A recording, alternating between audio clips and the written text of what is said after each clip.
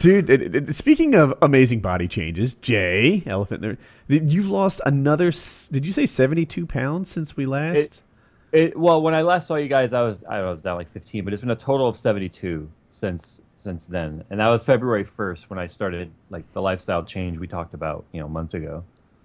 But you lost, like, from your high, what are you down? Oh, total? 255 total lost. And Now you're down to what? I'm at 239 right now, and I was at 494. Jesus Christ. isn't that amazing?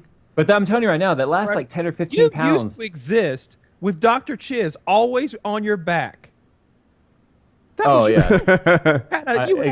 you had a exactly. big man on your back, hanging on piggyback style Two- all the time. Where we I going was- now, boss?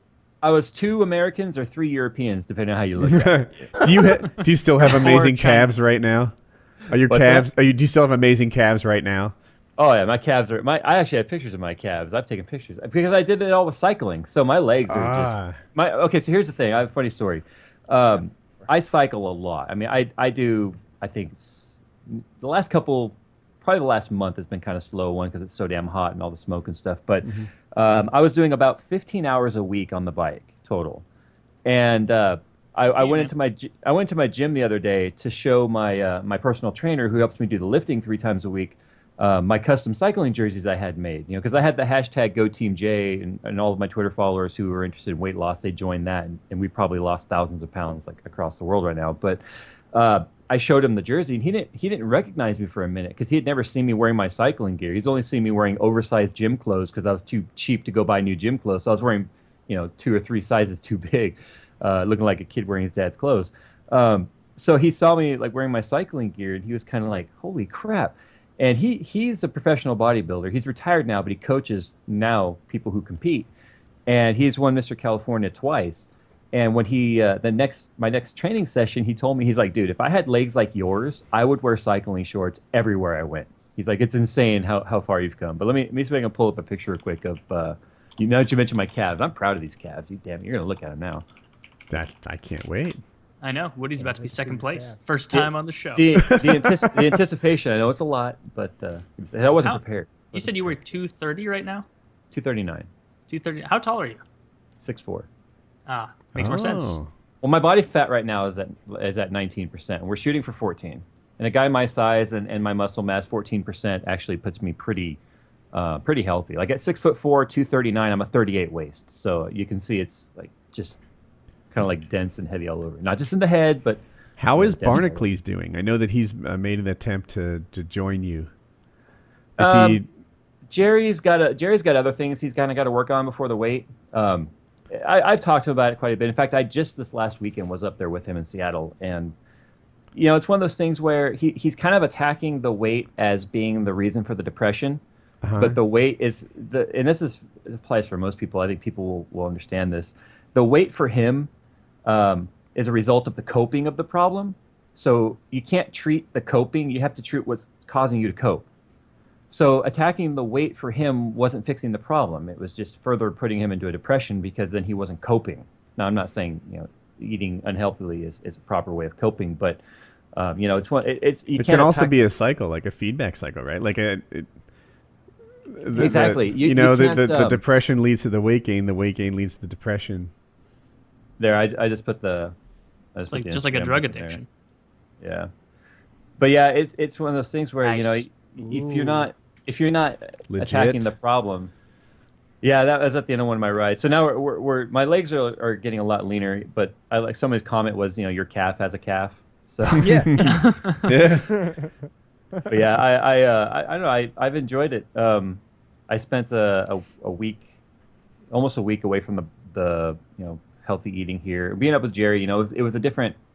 There were some different habits going on up there, and there was a lot of eating out because we were doing PDX, or not PDX, but vlogger fare. There was a lot of on the go stuff. So you try and eat healthy at a restaurant. Even if you order a salad, it could be a 2,000 calorie salad depending on how they load it up. Yeah. So I came back, and today was my first 40-mile ride since I got back from Seattle, and it kicked my ass. It's amazing how fast you can also get out of the swing, when it's not a daily routine.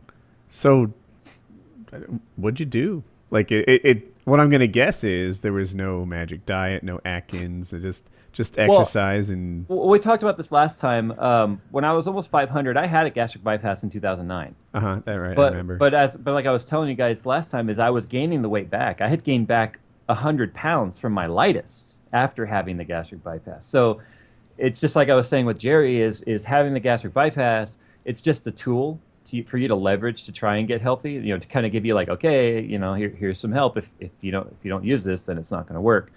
So I was gaining the weight back because I didn't change anything. You know, you take that mentality of, oh, I can do whatever I want. I'm not going to gain any weight. Well, that's a bunch of shit. Anyone can get their weight back, whether you've had your stomach cut up or not. So I managed to have a gastric bypass and still gain back 100 pounds. I'm like, you know, there's really something messed up here if I can manage to do that. So that's when I finally just earlier this year went to CES again and was editing all my videos, and I noticed I was trying to be very creative with like all the recording angles. Like, okay, if I hold the camera this way, then my double chin looks less pronounced, and if I tell my cameraman like, hey, you know, chest up only, then you can't see my spare tire, you know, and all that sort of stuff. And I was getting tired of it. And then how much did you weigh at that point? 310. Okay. And so my audience was really calling me out. And then I did a DX Racer chair review. And, you know, there's no way you could do a chair review without kind of exposing your whole body. And that was like an eye-opener because I had been on YouTube, you know, 2.5 years at that point. My audience was like, holy shit, dude, you need to get yourself under control, because you could see from when I started YouTube 3 years ago till then, it was like, Jay, you're climbing the ladder again. So at that point I said, screw it. You know what? I'm gonna buy a bike, and I bought a bike, and I've bought a new bike since then. It's all carbon fiber and custom fitted. And now I've put almost 3,000 miles on that bike just since February 1st. Nice. That's incredible. Wow. Well, there's something I want to do, and I'm training for it now, and it's going to be hard. In fact, where in the country do you live, by the way? I'm 60 miles east of LA. Okay. Yes, I was just wondering if you're gonna hit bad weather. Not so much. Not so much here, but in May I want to, and I'm really hoping nothing gets in the way. I do have a bad nerve in my back, which could keep this from happening, but I'm going to do everything I can to keep it. I want to do a charity ride from LA to Seattle. So that would be about 2 weeks at 100 miles a day. That'd be about 2 weeks it would take. And I mean, I would have to actually ride through the Redwood Forest and over all the Oregon mountains, and that's going to be hard. But I think I think I can do it, though. That's aggressive. A century a day is a lot. It is a lot, but I reached the point to where I was doing 65 miles every single ride. I was doing it in about 3.5 hours with zero soreness, zero numbness, and zero back pain by the end of the ride. So it's just all about building it up, building up the endurance. And the way I ride, a lot of people don't like to ride with me because when I get on the bike, it's like 110% from the moment I clip my feet in to the moment I unclip my feet. It's just... I'm just going to go out there and do some damage. That's the whole point of it, getting on the bike for me. Mm-hmm. So, but like you said, when we got on the Skype call earlier, you're like, damn, you look skinnier. And it's just, I just kept on with the routine. Like I said, I wasn't dieting. It just was a lifestyle change, and the weight loss was a side effect. How quickly did the weight fall off in the beginning, starting from like the almost 500? Because I've always wondered, they say you can lose so much weight so fast when you start out that heavy. Like, did you like wean yourself off? Like, I'm going to go from a ton of calories to a little bit less, which is still a lot, and then a little less, or did you just all at once? You know why you lose it so fast in the beginning is because while your stomach and your intestine is healing, you're on a purely liquid diet, and then you go from purely liquid to soft purees like puddings and smoothies and things like that, then to like chicken broth and beef broth. It's 6 months before you can eat solid meat again. So you're eating so little. I lost 100 pounds in the first month and a half. But then it started slowing down to all the way down to 20 pounds a month, 5 pounds a month, 1 pound a month, and then nothing, and then you gain a pound a month, and then you gain 5 a month, and you gain 20 a month, because once you start getting back into your old routines and you're eating whatever you want, like I said, it doesn't matter if you've had a bypass or not. Nutrition and the way your body absorbs food, it's the same regardless of what you do to your body. My brothers just went through that process. He had a gastric bypass. I'm going to make this up. I don't know, 2.5, 3 years ago. Mm-hmm. And just like you, that restrictive diet, like, yeah, he was just... Oh, it's great in the beginning. You're like, yeah, I'm a fat losing machine. But then over time, you're like, oh, crap. Yeah. What happened? And he got back, and then I think right now he's near his peak weights. So it didn't... But let me tell you this, though. having had the gastric bypass, I did not lose weight any faster through the proper healthy clean eating and cycling this year than anyone who hasn't had it. It's like that trick is gone. That ship has sailed. All it does is help with some of the actual appetite.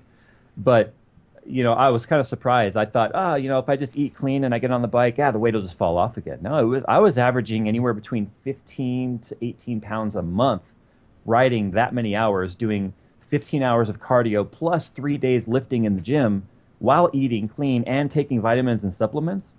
You would think that you'd lose it faster having a bypass, but no, any person without a bypass would lose it at the same rate. It's just your body is acclimated, and it just takes, doing it the right way for things to happen. He's under the impression that he beat the bypass and now it's like stretched and back where it was or something. I might have it wrong. It might not be a gastric bypass, but I think that's the one he had. No, what's happening now? I've noticed this thing. And let me just start off by saying it. When I tell people, I'm not ashamed to say I had a gastric bypass because it saved my life.